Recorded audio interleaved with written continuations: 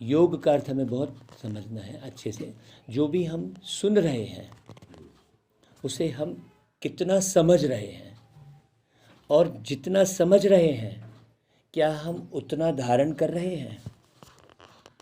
यदि हम गहरे से समझ गए हैं किसी भी बात को और धारण किए हुए हैं, तो हम किसी भी परिस्थिति को, किसी भी सरकमस्टांस को किस रूप में लेंगे?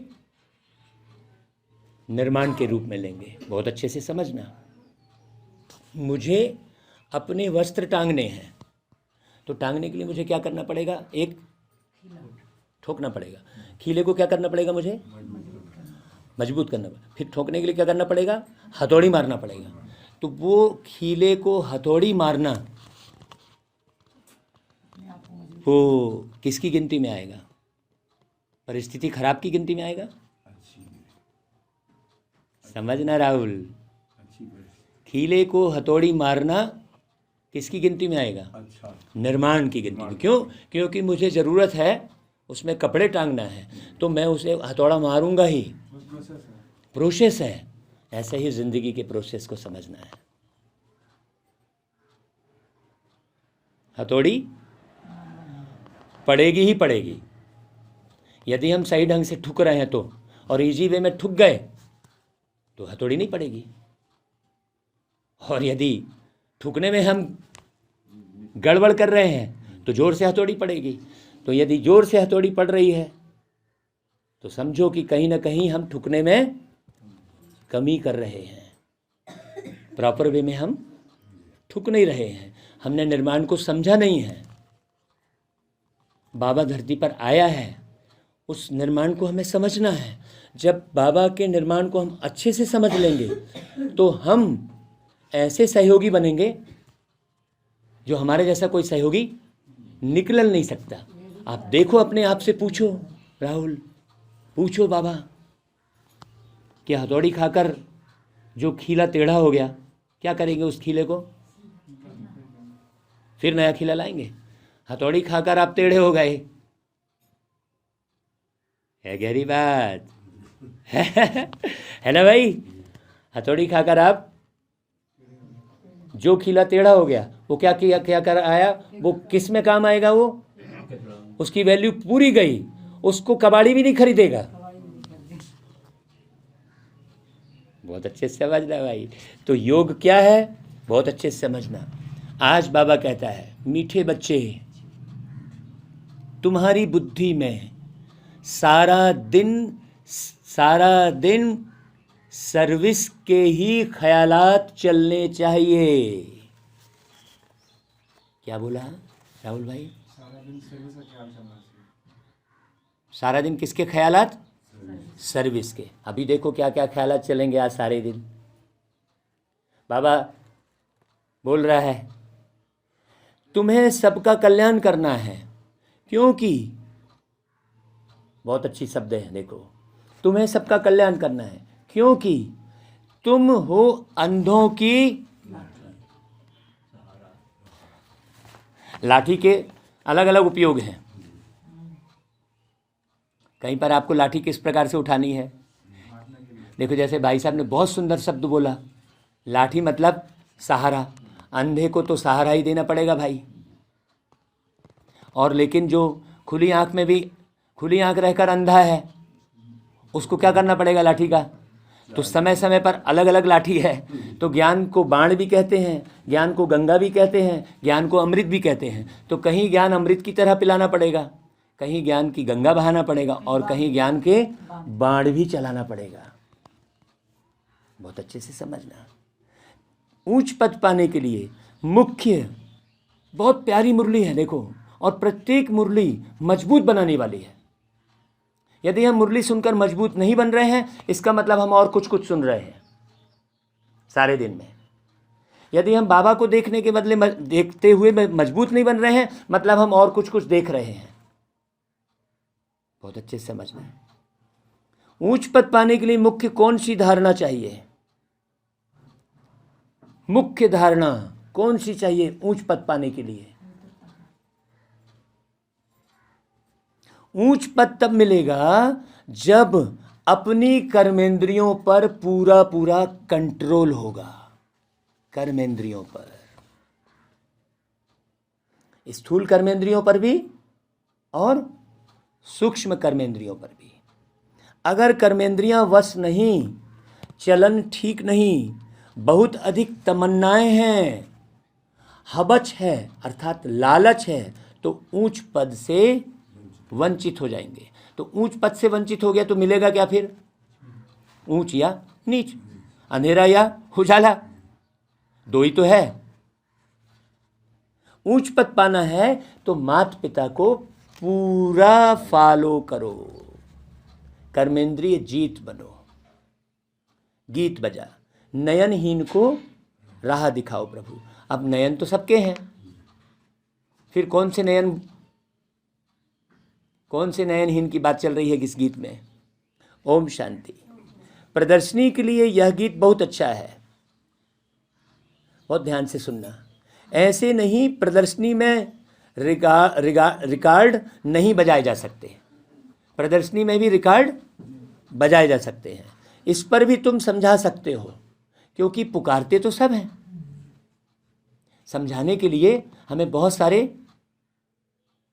गीतों का, ग्रंथों का, सरकमटांस का है।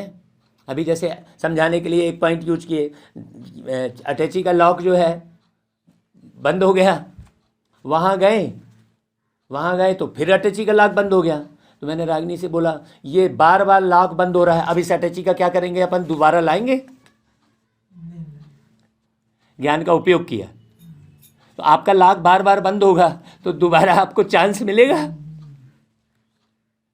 लॉक बंद नहीं होना चाहिए, बुद्धि का ताला खुला हुआ होना चाहिए। तो प्रत्येक पॉइंट का उपयोग बाबा वही कह रहा है कि तुम्हें इन गीतों का भी उपयोग करना चाहिए ना। इस पर भी तुम समझा सकते हो।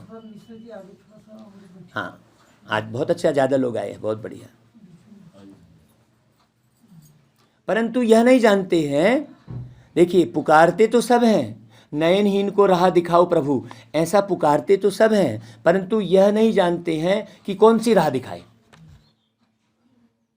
नयनहीन को राह दिखाओ तो पूछ रहे हैं, लेकिन यह ज्ञान है क्या कि सतयुग की राह दिखाएंगे, स्वर्ग की राह दिखाएंगे? ये ज्ञान है क्या? राह दिखाओ बस बोल रहे हैं।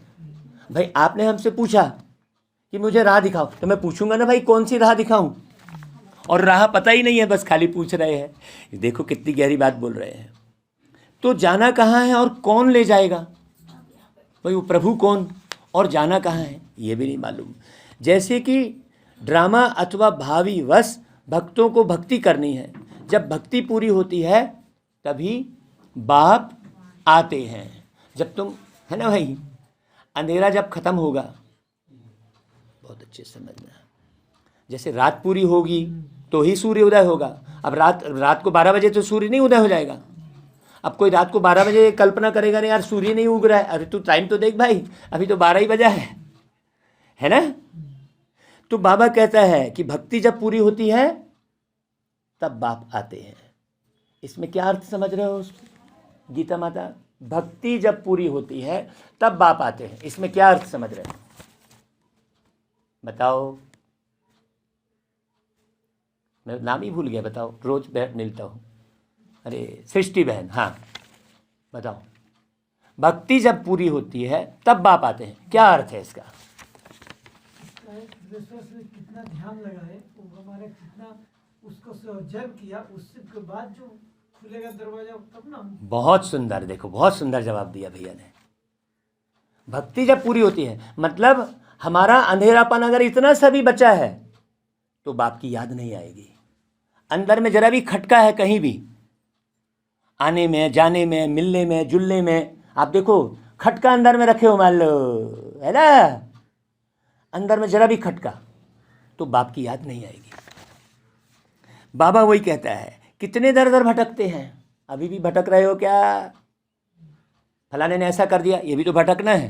पहले आप मंदिर मस्जिद में भटक रहे थे, चालीसा और मंत्रों में भटक रहे थे, अब कहाँ भटक रहे हो? फलाना ऐसा कर रहा है, ठिकाना ऐसा कर रहा है, भटक रहे हो कि नहीं भटक रहे हो?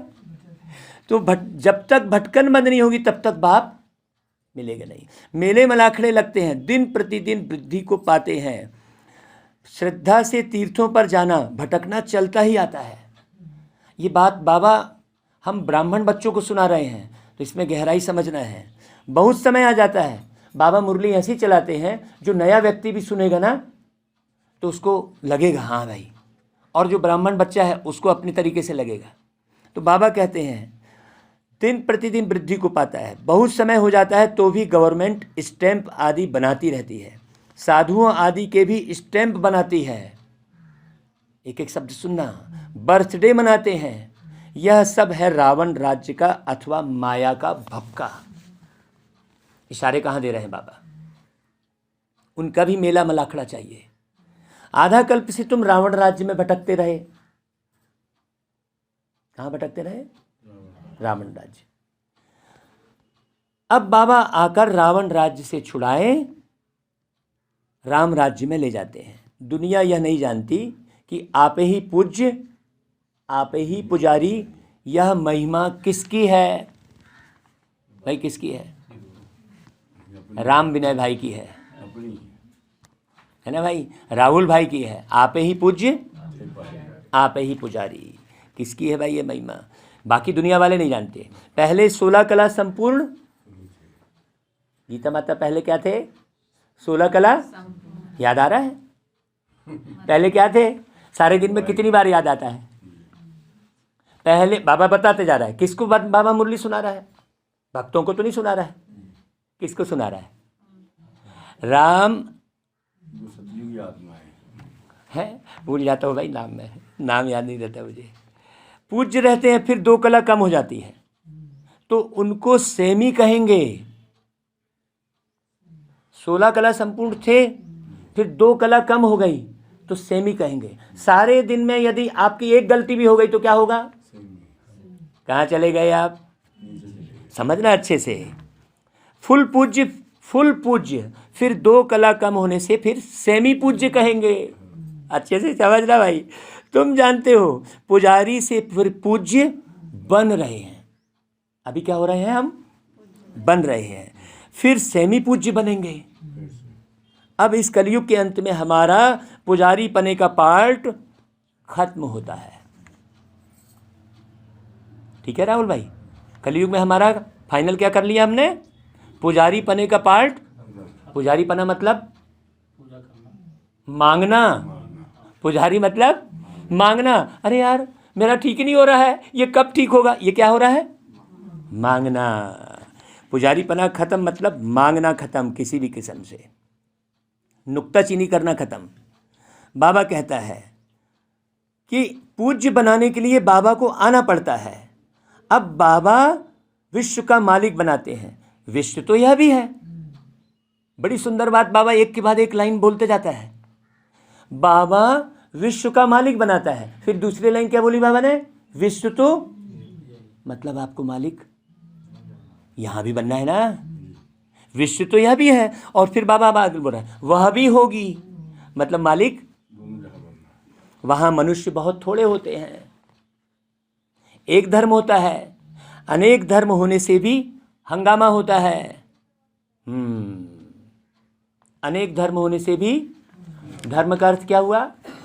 क्या सुना है हमने? धर्म का अर्थ क्या सुना है रागिनी? धारणा। तो धारणा एक पक्की होनी चाहिए। हम भक्ति की भी धारणा किए बैठे हैं, इधर हम पूजा पाठ भी कर रहे हैं, नुक्ताचीनी भी कर रहे हैं, इधर हम ज्ञान भी सुन रहे हैं। धर्म मतलब एक धर्म ना। आप एक धर्म के कहलाएंगे ना। आप नाम लिखेंगे तो 10 सरनेम थोड़ी लिखते बैठे रहेंगे। समझना बात को। अब बाबा आया है, अब बाबा आया है लायक बनाने। जितना बाबा को याद करेंगे उतना अपना भी कल्याण करेंगे, और यदि आपके द्वारा उल्टा सुल्टा हो रहा है कुछ भी, इसका मतलब आप बाबा को याद नहीं कर रहे हो, आप जमाने भर में फंसे पड़े हो। देखना है, देखना है, अपने अंदर झांकना है कि कल्याण करने का कितना शौक रहता है। कल्याण करने का शौक। अभी शौक किधर किधर है? अपने शौक की जांच करो। किधर किधर शौक है? बाबा कौन सा शौक लाने के बोल रहा है? कल्याण करने का शौक। जैसे आर्टिस्ट है, अब उदाहरण दे रहा है बाबा, जैसे आर्टिस्ट है उनको ख्याल रहता है ऐसे ऐसे चित्र बनाएं जिससे मनुष्य अच्छी रीति समझ जाए। अब जैसे तेल का बहाना लिया, खाने पीने का बहाना लिया, एक्सरसाइज का, सूर्य की साधना का, उसके साथ कनेक्टेड है ना भाई, क्योंकि ध्यान जाएगा ना उसका, यानी यार ये तो सूर्य को भी मान रहे हैं, बहुत बढ़िया है यार, ये तो पृथ्वी को भी मान रहे हैं, मतलब ये कहीं से हमको भटका नहीं रहे हैं। तो ये समझने की ज़रूरत है। बाबा कहता है अच्छी रीति समझ जाए, समझेंगे हम बेहद के बाप की सर्विस करते हैं। हम तो समझ रहे हैं ना भाई, भारत को स्वर्ग बनाना है। प्रदर्शनी में देखो कितने ढेर आते हैं, तो प्रदर्शनी के ऐसे चित्र बनाएं जो कोई भी समझ जाए कि यह चित्र एक्यूरेट रास्ता बताने वाले हैं, है ना भाई? यह चित्र एक्यूरेट रास्ता बताने वाले हैं। कौन सा चित्र? प्रदर्शनी का कौन सा चित्र? रास्ता कौन दिखाएगा? आप प्रदर्शनी को लेकर घूमोगे क्या? स्वयं जो है ये चित्र, ये चेहरा, लोगों का रास्ता। आपका चेहरा देखते ही लोगों को हाँ नहीं यार इससे कुछ मिल सकता है मेरे को। क्लियर हो रहा है? तो बाबा कहता है मेले मलाखड़े आदि तो हैं, वह तो उनके आगे कुछ भी नहीं है। आर्टिस्ट जो इस ज्ञान को समझते हैं उनकी बुद्धि में रहेगा ऐसे ऐसे चित्र बनाए। अभी एक लाइन फिर बोली बाबा ने, आर्टिस्ट जो आर्टिस्ट है, मान लो मेरे को सपने में कोई चीज़, कोई बहुत बढ़िया चित्र दिखा, और यदि मैं आर्टिस्ट हूँ तो क्या होगा? मैं सपने में देखा हुआ भी बना लूँगा। मैं आर्टिस्ट रहूँगा तो मेरे अंदर वो कला, ऊपर बाबा ने 16 कला की बात कही है, आर्टिस्ट भी एक कला है ना, समझने की ज़रूरत है। तो रात दिन बुद्धि इस बात में लगी रहे, इन चीज़ों का बहुत शौक रहता है। मौत तो अचानक आता है, अगर जुत्ती आदि की याद में रहे, मौत आ गया तो फिर जुत्ती जैसा जन्म होगा। कितनी गहरी बात है, अगर जुत्ती आदि की याद में रहे। यहाँ तो बाप कहते हैं बच्चे देह सहित सबको भूलना है। हमारे शौक कहाँ कहाँ पर अटके हैं देखो जरा। हमारे शौक जूते में है, वस्त्रों में है, सोचो। बाबा कहते हैं बच्चे यह भी तुम समझते हो कि बाप कौन है? कोई से पूछो आत्माओं के बाप को जानते हो? कहते हैं नहीं। याद कितना करते हैं, मांगते रहते हैं, देवियों से भी जाकर मांगते हैं। देवी की पूजा की और मिल गया तो बस उन पर कुर्बान हो जाते हैं। फिर पुजारी को भी पकड़ लेते हैं, वह भी आशीर्वाद आदि करते हैं। कितनी अंधश्रद्धा है भाई। आज सवेरे हमने क्या बोला कि आपका स्वास्थ्य संगीत पर टिका है क्या? आपका स्वास्थ्य अनमोल मणि पर टिका है। जब तक टिका रहेगा आप स्वास्थ्य लाभ नहीं पाओगे। यही बात हो रही है। आप कहाँ पर टिके हो? तो बाप कहते हैं ऐसे ऐसे गीतों पर प्रदर्शनी में भी समझा सकते हो। नयनहीन को राह दिखाओ प्रभु, ऐसे गीत है। यह प्रदर्शनी तो गांव गांव में जाएगी। बाप गरीब निवाज है, उन्हों को जोर से उठाना है। हाँ, साहूकार तो कोटों में कोई निकलेगा, प्रजा तो ढेर है। यहाँ तो मनुष्य से देवता बनने की बात है, बाकी प्रजा तो ढेर है। बाप से वर्षा मिलता है। पहले पहले तो बाप को जानना चाहिए कि वह हमको पढ़ाते हैं। इस समय मनुष्य कितने पत्थर बुद्धि हैं।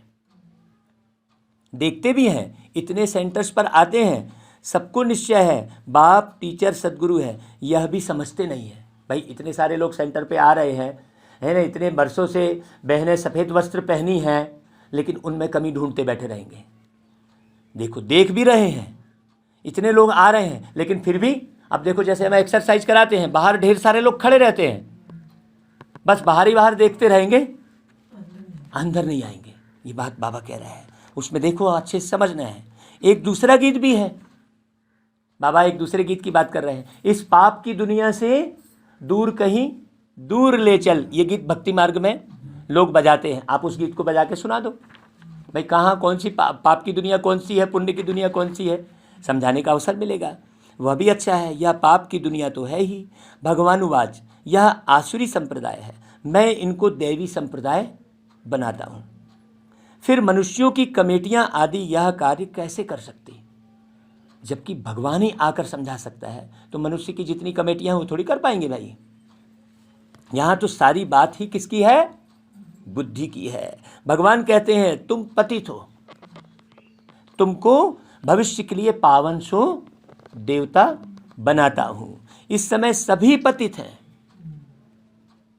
अक्षर को अच्छे से भरना, हाँ राहुल भाई, इस समय सभी पतित हैं। बुद्धि का ही मत अटकाओ। पतित अक्षर ही किस पर है? विकार पर है। इसलिए महामृत्युंजय मंत्र का सुनाकर क्या किया हमने? बोला ये महामृत्युंजय मंत्र कब काम करेगा, है ना भाई? हमने महामृत्युंजय मंत्र का उपयोग किया, लेकिन इशारे दे दिया। अच्छा हाँ भाई, हम तो विषय विकार का भी अर्थ बताया। समझना है बहुत अच्छे से। बाबा कहता है यहाँ तो सारी बात बुद्धि की है। भगवान कहते हैं कि इस समय सभी पतित हैं। सतयुग में वाइसलेस वर्ल्ड थी और यह है विशेष वर्ल्ड। कृष्ण को 16,108 रानियां दे दी हैं, यह भी ड्रामा में नूंद है। जो भी शास्त्र बनाए हुए हैं उनमें ग्लानि कर दी है। बाबा जो स्वर्ग बनाते हैं उनके लिए भी क्या क्या कहते हैं भाई, भगवान के लिए भी क्या क्या बोल देते हैं। अभी तुम जानते हो बाबा हमको कितना ऊंच बनाते हैं, भगवान के लिए भी कितनी ग्लानि की है। अगर हमारी किसी ने कोई ग्लानि कर दी तो क्या दिक्कत है? नहीं, कितनी अच्छी शिक्षा देते हैं बाबा। सच्चा सच्चा सत्संग यह है, बाकी सब है झूठ संग। ऐसे को फिर परमपिता परमात्मा आकर विश्व का मालिक बनाते हैं। जो झूठ में पड़े हुए हैं उनको ही बाबा आकर क्या करते हैं? बाप समझाते हैं। बच्चे क्या समझा रहे बाबा? बच्चे तुमको अब क्या करना है? अंधों की लाठी बनना है। जो खुद ही सज्जे नहीं है, जो खुद ही सज्जे नहीं है, बहुत रिपीट करके सुनना बहुत अच्छे से, वह फिर औरों की लाठी क्या बनेंगे? भल करके ज्ञान का विनाश नहीं होता है। एक बारी माँ बाप कहा तो कुछ ना कुछ मिलना ही चाहिए, परंतु नंबरवार पद तो है ना, फिर आखिर जाके खाएंगे क्या, मिलेगा क्या? चलन से भी कुछ मालूम पड़ जाता है, फिर भी पुरुषार्थ तो कराया जाता है पीछे पड़ के, है चलन है, लेकिन फिर भी पुरुषार्थ बाबा 85 सालों से करा रहा है ना, बाबा मेहनत कर रहा है। ऐसे नहीं जो मिला सो चलेगा, ऐसा धारणा करेंगे क्या? नहीं चलेगा, क्या हुआ, ठीक है, हमको जो मिलेगा चलेगा। नहीं, ऐसे नहीं करना है। पुरुषार्थ से ऊंच प्रारब्ध मिलती है। बिगर पुरुषार्थ तो पानी भी ना मिले। इसको कर्म क्षेत्र कहा जाता है। यहां कर्म बिगैर मनुष्य रह नहीं सकता। कर्म संन्यास अक्षर ही रॉन्ग है। बहुत हट करते हैं, पानी पर आग पर चलना सीखते हैं, फायदा क्या? अब किसी ने शक्ति इमर्ज की और वो उस शक्ति को कहाँ टिका रहा है? घड़ी के कांटे रोकने में, तो फायदा क्या हुआ? वो शक्ति को क्या कर रहा है? ट्रेन को खींच रहा है, क्या फायदा? किसका फायदा हुआ? किसी का नहीं। बाबा वही कह रहा है, आप अपनी शक्ति को कहाँ लगा रहे हो? परंतु मुफ्त आयु गंवाते हैं। भक्ति की जाती है रावण के दुख से छूटने के लिए, छूट कर फिर वापस जाना है। इसलिए सब याद करते हैं हम मुक्ति धाम में जाएं अथवा सुख धाम में जाएं। दोनों ही पास्ट हो गए हैं। भारत सुख धाम था, अब नर्क है तो नर्कवासी कहेंगे ना, बाकी वह तो है शांति धाम। बड़े बड़े लोग इतना भी समझते नहीं है, अपने को आप ही सिद्ध करते हैं कि हम हेल में हैं। बड़ी युक्ति से सिद्ध कर बताना है कि भाई तुम नरक में बैठे हो। यह प्रदर्शनी तो बहुत काम करके दिखाएगी। इस समय मनुष्य कितने पाप करते हैं, स्वर्ग में ऐसी बातें होती नहीं। वहाँ तो प्रारब्ध है, तुम फिर से अब स्वर्ग में चलते हो। तुम कहेंगे अनेक बार इस विश्व के मालिक हम बने हैं, फिर अब बन रहे हैं। ऐसा नशा चढ़ता है कि अनेक बार हम विश्व के मालिक बने। जिसको नशा चढ़ गया वो कहीं नहीं रुकेगा, अटकेगा। दुनिया में किसको भी पता नहीं है, तुम्हारे में भी कोई समझते हैं। बाबा रिजल्ट बता रहा है, तुम्हारे में भी कोई समझते हैं। इस खेल से कोई छूट नहीं सकते। मोक्ष भी मनुष्य तब चाहते हैं जब दुखी होते हैं, नहीं तो एक आलीशान रहने वाला मोक्ष चाहेगा क्या? बाबा तो कहते हैं अच्छी रीति पुरुषार्थ करो, माँ बाप को फॉलो कर अच्छा पद पालो, अपनी चलन को सुधारो। बाप तो राह बताते हैं, फिर उस पर क्यों नहीं चलते हो? बाबा एकदम फोर्स में कह रहा है, बाबा राह बताते हैं, फिर क्यों नहीं चलते हो? है ना? जास्ती तमन्नाएं नहीं रखनी चाहिए, जास्ती तमन्नाएं रखेंगे तो चल नहीं पाएंगे। यज्ञ से जो मिले सो खाना है, चुपचाप। हवच नहीं रखनी है, कर्मेंद्रियां वश नहीं है तो पद भी ऊंचा नहीं पा सकते। तो ऐसे ऐसे गीत प्रदर्शनी में बजाए उस पर तुम समझा सकते हो। तुम हो शिव बाबा के परिवार, शिव बाबा के ऊपर तो कोई है नहीं, तो अब दूसरा परिवार कोई याद ही नहीं आएगा जब शिव बाबा के ऊपर कोई है ही नहीं, और सबके ऊपर तो कोई ना कोई निकलेंगे। 84 जन्म में दादा बाबा भी 84 मिलते हैं। शिव बाबा है रचता, अब नई रचना रच रहे हैं और पुरानी को नया बनाते हैं। तुम जानते हो हम सांवरे से गोरे बनते हैं, श्याम से सुंदर बनते हैं। गायन दुनिया में किसका है? श्याम सुंदर का ही है। किसका गायन चल रहा है? किसकी पूजा हो रही है भाई राहुल भाई? श्याम मंदिर में किसकी पूजा हो रही है? कृष्ण जी की। कौन है वो कृष्ण? कौन है? राहुल नहीं है? नहीं है? हाँ, अभी समझ ला अच्छे से। बाबा किसको पढ़ा रहे हैं? फिर बाबा कहते हैं स्वर्ग में श्री कृष्ण है नंबर 1, फिर लास्ट में उनका जन्म है, फिर यही पहला नंबर बनता है। पूरे 84 जन्म श्री कृष्ण ने लिए हैं। और एक कृष्ण की बात नहीं है, कृष्ण की जन्माष्टमी मनाई जाती है, मतलब 8 कृष्णों का जन्मदिन मनाते हैं जन्माष्टमी। और 9वीं बार में रामनवमी, क्योंकि 8 बार जन्म होता है सतयुग में, तो 8 बार किसका होगा जन्म? जो पहले बार उतरेगा वो जन्माष्टमी मनाएगा। 9वीं बार में राम, बहुत अच्छे से समझना। फिर लास्ट में उनका जन्म है, फिर यही पहला नंबर है। ऐसे 84 जन्म लिए। बाप कहते हैं जो श्री कृष्ण पहला नंबर था उनके ही अंतिम जन्म में प्रवेश कर फिर उनको मैं श्री कृष्ण बनाता हूँ। अच्छा भाई, 8 की अष्टरत्न कहते हैं ना। बाबा फिर क्या बोले? मीठे मीठे सिकिल दे बच्चों प्रति मात पिता बाप दादा का याद प्यार और गुड मॉर्निंग। रूहानी बाप की रूहानी बच्चों को नमस्ते, और हम रूहानी बच्चों की रूहानी मात पिता बाप दादा को याद प्यार गुड मॉर्निंग और नमस्ते। धारणा के लिए मुख्य सार, कोई भी विनाशी तमन्नाएं नहीं रखनी है, अपना और सर्व का कल्याण करना है। क्या बोला? अपना और सर्व का, जो खुद ही सज्जे नहीं है, बाबा ने बोला ना। हाँ। दूसरी पॉइंट, देह सहित सब कुछ भूल वापस घर चलना है। इसलिए चेक करना है कि बुद्धि कहीं पर अटकी हुई ना हो। अच्छा भाई, वरदान, नेचुरल अटेंशन को अपनी नेचर बनाने वाले स्मृति स्वरूप भव। छोटा सा वरदान है, रिपीट करिए राहुल भाई, बोलिए।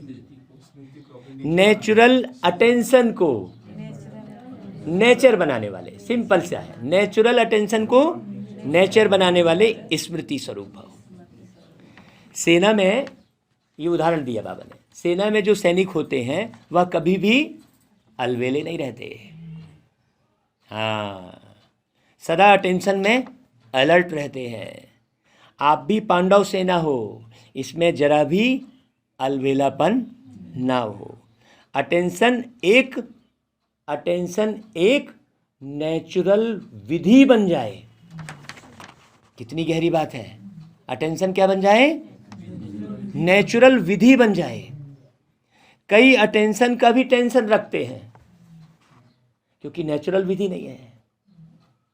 लेकिन टेंशन की लाइफ सदा नहीं चल सकती, इसलिए नेचुरल अटेंशन अपनी नेचर बनाओ, यानी आदत बनाओ। अटेंशन रखने से स्वतः स्मृति स्वरूप बन जाएंगे।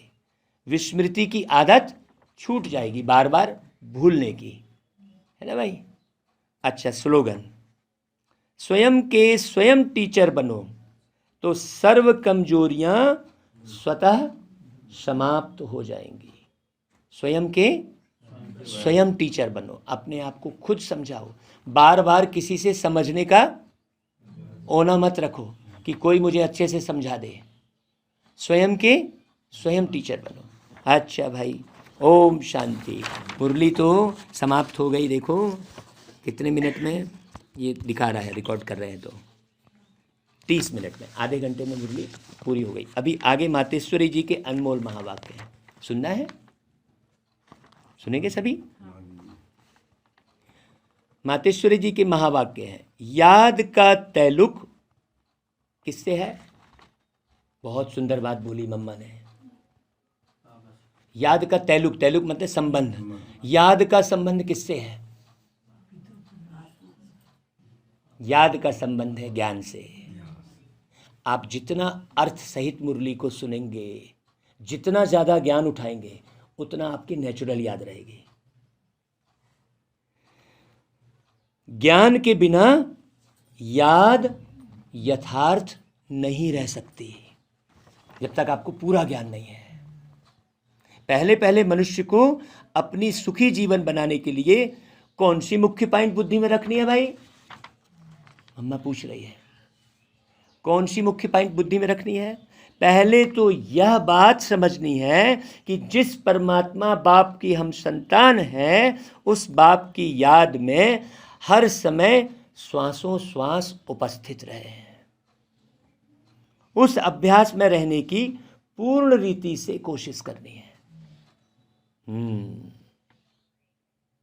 अब श्वासों श्वास का मतलब है, श्वासों श्वास का मतलब आपको श्वास का ध्यान नहीं करना है। दुनिया वालों को श्वास का ध्यान कराना पड़ता है, क्योंकि बुद्धि कहाँ टिकाए। यहां पर श्वासों श्वास का मतलब क्या है? श्वासों श्वास का मतलब है लगातार बुद्धि का योग बाप की तरफ लगा रहे। मेरा बाबा कैसा है, बाबा ने क्या बोला, बाबा जैसा बोल रहा है मैं एक्यूरेट कर रहा हूं कि नहीं, ऐसा बुद्धि रहे।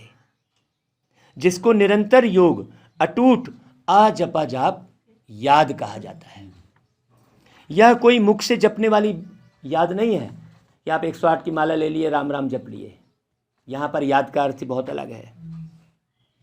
और ना कोई मूर्ति सामने रख उसका ध्यान करना है, परंतु यह बुद्धि योग द्वारा याद रखना है। अब वो याद भी निरंतर तब रह सकेगी जब परमात्मा का पूरा परिचय होगा, तभी ध्यान पूर्ण लग पाएगा। परंतु परमात्मा तो गीता में साफ कहते हैं, ना मैं ध्यान से ना जप से मिलता हूं और ना मेरी सूरत को सामने रख उनका ध्यान करना है, परंतु ज्ञान योग द्वारा परमात्मा को पाना है। इसलिए पहले चाहिए ज्ञान। ज्ञान बगैर याद कायम रह नहीं सकेगी। याद का तल्लुक है ही ज्ञान से। तो जितना ज़्यादा समय आप मुरली में देंगे सारे दिन में, मैं आपको बीच में अपना अनुभव थोड़ा सा सुना दे रहा हूँ कि मैं मुरली रिकॉर्ड करता हूँ, उसके बाद जैसे ही लेटा तो लेटते समय हेडफोन में लगा के फिर उसको सुनता हूँ वापस। और गाड़ी चला रहा हूँ, क्या किया, मुरली सुन रहा हूँ बड़े आहिस्ते से। लगातार मुरली सुनते रहने से आपकी कौन कौन सी पॉइंट आपको और रिपीट अच्छे से समझ में आएगी। तो ज्ञान कहाँ से मिल रहा है? मुरली से। तो अब ज्ञान से चाहे मन से कल्पना करें व बैठकर दर्शन करें, अगर उस देखी हुई चीज़ का भी पहले ज्ञान होगा तभी योग और ध्यान ठीक लग सकता है। वही प्रैक्टिस कराया था ना कि भाई आप मकान किस आँख से देख रहे हो, क्योंकि आपको मकान का ज्ञान है। आपका मकान मैं नहीं देख सकता क्योंकि मुझे आपके मकान का ज्ञान नहीं है। उसी प्रकार परमात्मा को पाने के लिए ज्ञान चाहिए। इसलिए परमात्मा कहते हैं मैं कौन हूँ, मेरे साथ योग लगाना है। कैसे योग लगाना है उसका भी बाबा ज्ञान देते हैं। उसके लिए ज्ञान चाहिए। ज्ञान के लिए फिर पहले संग चाहिए। अभी देखो और अच्छी बात बोलती जा रही है मम्मा। ज्ञान के लिए पहले, हाँ, अब हम संग कौन सा किए हुए हैं। अगर संग आपका सही नहीं है तो भी ज्ञान आपका चौपट हो जाने वाला है। अब यह सब ज्ञान की पॉइंट बुद्धि में रखनी है, तभी योग ठीक लग सकेगा। यदि आपने उल्टा सुल्टा खाया तो भी आपका योग नहीं लगेगा। सृष्टि की आदि कैसे होगी भाई? मनुष्य पूछते हैं कि परमात्मा ने सृष्टि कैसे रची, आदि में कौन सा मनुष्य रचा? बहुत सुंदर बात कर रही है मम्मा, जो दुनिया में पूछा जाता है। अब उसका नाम रूप समझना चाहते हैं लोग। अब उस पर उन्हों को समझाया जाता है कि परमात्मा ने सृष्टि की आदि ब्रह्मा तन से की है। पहला आदमी ब्रह्मा रचा है। इसलिए शास्त्रों में कल बात कर रहा था मैंने कि ब्रह्मा के द्वारा सृष्टि की रचना। तो बाबा कहता है कि अब परमात्मा ने पार्ट कैसा बजाया वो भी समझना पड़ेगा ना। तो जिस परमात्मा ने सृष्टि की आदि की है तो अवश्य परमात्मा ने भी इस सृष्टि में अपना पार्ट बजाया है, लेकिन कैसे पार्ट बजाया ये किसी को नहीं मालूम। पहले तो परमात्मा ने सृष्टि को रचा, उसमें भी पहले ब्रह्मा को रचा। तो गोया पहले ब्रह्मा जो आत्मा है ना, वो पवित्र हुई, वही जाकर फिर श्री कृष्ण बनी। उसी तन द्वारा फिर देवी देवता के सृष्टि की स्थापना की। तो दैवी सृष्टि की रचना ब्रह्मा तन के द्वारा कराई। इसलिए ब्रह्म देवाय नमः कहते हैं भक्ति में, क्योंकि ब्रह्मा के द्वारा दैवी सृष्टि की रचना की है ना। कृष्ण देवाय नमः, क्योंकि भगवान ने आकर तृष्णा मिटाकर कृष्ण बनाया। ये बड़ी समझने की बात है। बाबा कहता है देवी देवताएं का आदि पिता ठहरा कौन? ब्रह्मा। ब्रह्मा से श्री कृष्ण बनता है, वही श्री कृष्ण का फिर अंत का जन्म ब्रह्मा है। अब ऐसे ही सृष्टि का नियम चलता आता है। अब वही आत्मा सुख का पार्ट पूरा कर दुख के पार्ट में आती है। तो रजो तमो अवस्था पास कर फिर शूद्र से ब्राह्मण बनती है। तो हम हैं क्या? ब्रह्मावंशी सो शिववंशी बच्चे ब्राह्मण। ये पक्का करते चले जाना। अब ब्रह्मावंशी उसको कहते हैं जो ब्रह्मा के द्वारा अविनाशी ज्ञान लेकर पवित्र बनते हैं। जो पवित्र नहीं बना वो बहुत कष्ट पाएगा। पवित्रता का बहुत गहराई है। तीसरा पॉइंट बोला है ओम शब्द का यथार्थ अर्थ। जब हम ओम शांति शब्द कहते हैं तो पहले पहले ओम शब्द के अर्थ को पूर्ण रीति से समझना है। अगर कोई से पूछा जाए ओम का अर्थ क्या है तो वो लोग ओम का अर्थ बहुत ही लंबा चौड़ा सुनाते हैं। ओम का अर्थ ओंकार बड़े आवाज से सुनाते हैं। इस ओम पर फिर लंबा चौड़ा शास्त्र बना देते हैं, परंतु वास्तव में ओम का अर्थ कोई लंबा चौड़ा नहीं है। अपने को तो स्वयं परमात्मा ओम का अर्थ बहुत ही सरल और सहज समझाते हैं। हमको बाबा ओम का अर्थ क्या समझाते हैं? बहुत सरल सा। क्या? मैं एक आत्मा, अहम आत्मा मम शरीरा, ये लिखा भी है शास्त्र में, लिखा है अहम आत्मा मम शरीरा, ये लिखा है। लेकिन फिर अहम ब्रह्मास्मि कह देते हैं, शिवो अहम कह देते हैं। देखो बाबा कहता है अब इस ओम के अर्थ में उपस्थित रहना है, इस ओम के अर्थ में उपस्थित रहना है। तो ओम का अर्थ मैं आत्मा परमात्मा की संतान हूँ।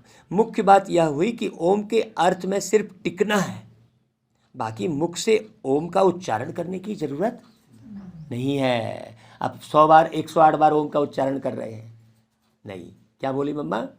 उच्चारण करने की जरूरत नहीं है, उस अर्थ में टिकना है, मैंने आत्म रूप में रहना है। अभी मुरली के क्लास के बाद वैसा ही अभ्यास करना।